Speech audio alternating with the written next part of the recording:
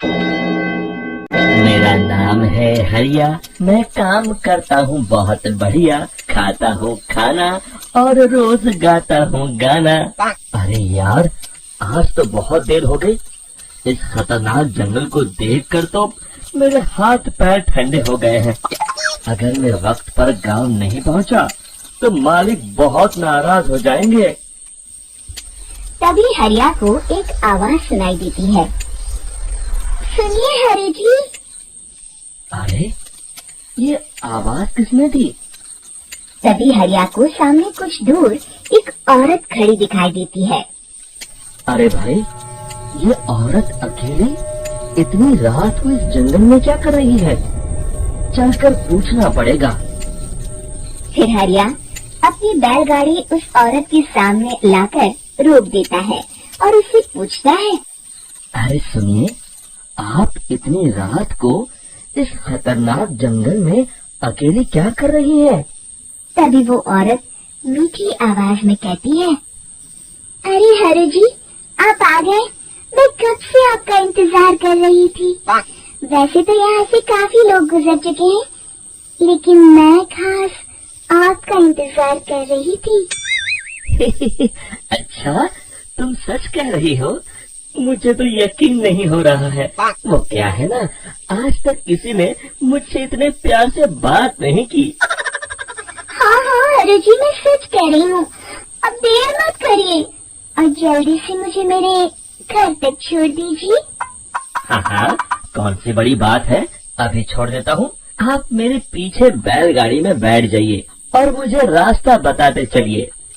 फिर वो औरत हरिया की बैलगाड़ी में बैठ जाती है और हरिया बैलगाड़ी हाँकता हुआ आगे चल पड़ता है।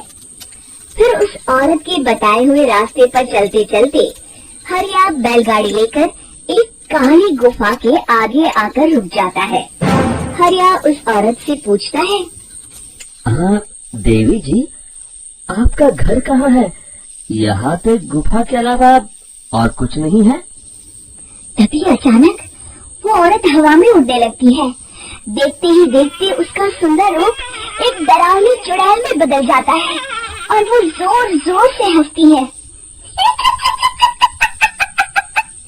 अरे तू तो एक नंबर का बेवकूफ निकला। तू तो भैया सारी सवेरे बातों में आ गया।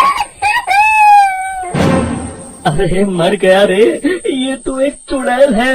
हे भगवान बचा ले, ये तो बड़ी डरावनी दिखाई दे रही है। और फिर अगले ही पल हरिया की बैलगाड़ी में रखा सारा सामान हवा में उड़ता हुआ उस काली गुफा के अंदर चला जाता है और वो चुड़ैल भी उस गुफा के अंदर जाकर कहीं गायब हो जाती है। हरिया ये नजारा देख बुरी तरह घबरा और परेशान हो जाता है। अरे, ये चुड़ैल तो मेरा सारा सामान लेकर गुफा में गायब हो गई। अब क्या होगा? अगर मैं गांव खाली हाथ गया तो मालिक मेरी अच्छी खबर लेंगे। मेरी इस बात का कोई यकीन भी नहीं करेगा। फिर आखिर वही हुआ। हरिया के मालिक चंपक सेठ को हरिया की किसी भी बात पर रत्ती भर भी यकीन नहीं हुआ। चंपक सेठ को लगा हरिया झूठ बोल रहा है और उसने ही लालच में आकर सारा सामान हड़प कर लिया है। फिर हरिया को बेईमान समझकर चंपक सेठ उसे काम से निकाल देता है। अगले दिन अपनी दुकान में परेशान बैठा चंपक सेठ गुस्से में बड़बड़ाता है। अरे, दुकान में तो सामान बिल्कुल भी नहीं है। अब मुझे ही शहर जाकर सामान लाना होगा। फिर वो अपनी बैलगाड़ी लेकर शहर चला जाता है। शहर से सामान लेकर जब चंपक सेठ वापस गांव लौट रहा होता है, तभी उसे एक आवाज सुनाई देती है। चंपक जी, ओ चंपक जी। अरे, ये तो कोई मेरा नाम लेकर मुझे पुकार रहा है। फिर उस रास्ते में वही औरत खड़ी दिखाई देती है। फिर क्या था, हरिया की तरह चंपक सेठ भी उस औरत के पास अपनी बैलगाड़ी लेकर जाता है और वो भी उसकी चिकनी चुपड़ी बातों के मुंह जाल में फंस जाता है।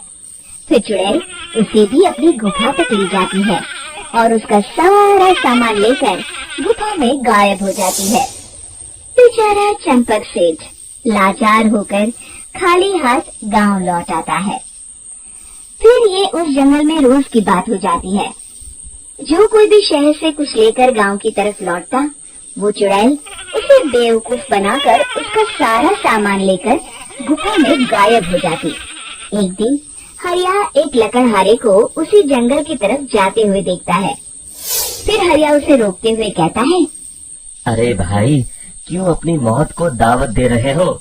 मेरी बात मानो, आगे जंगल में मत जाओ, वहाँ एक बड़ी भयानक चुड़ैल रहती है।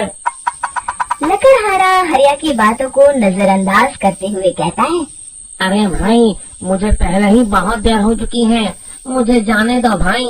शाम तक लकड़ियाँ काट कर शहर के बाजार में बेचना है। तुम अपनी ये कहानी किसी फुर्सत में बैठे इंसान को सुनाओ, अब मैं तो चला। इतना कहकर लकड़हारा वहाँ से आगे जंगल की तरफ चला जाता है। फिर अगले दिन गांव के मुखिया के घर के बाहर बहुत सारे लोग जमा हो जाते हैं। तभी हाथ में कुल्हाड़ी लिए खड़ा लकड़हारा कहता है, अरे मुखिया जी, अब आप ही हमें बचाइए उस जंगल वाली चुड़ैल से। हमारा सारा काम तो शहर से ही होता है। अरे मुखिया जी, उस चुड़ैल की वजह से तो मैं पूरी तरह बर्बाद हो गया हूँ।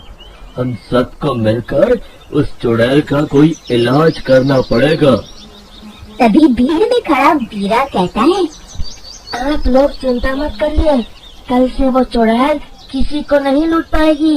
मेरे पास एक बहुत अच्छी तरकीब है। तभी चंपक सेठ उसका मजाक उड़ाते हुए कहता है, अरे तेरा नाम वीरा है तो क्या हुआ?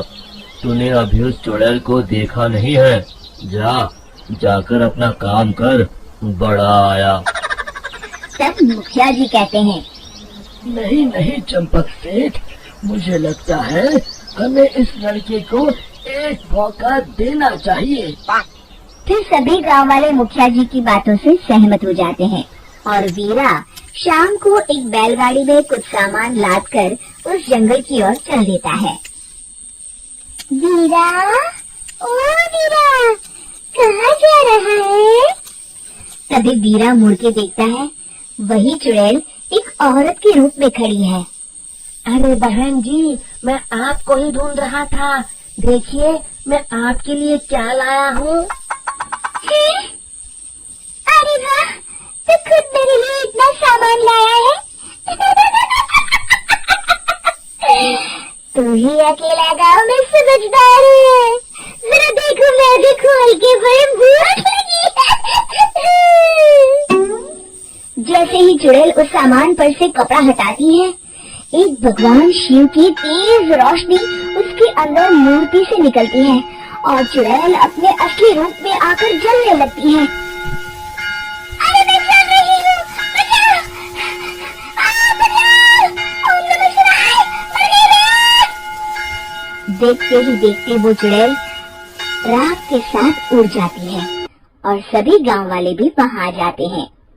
शिक्षा बुराई पे सदा अच्छाई की ही जीत होती है।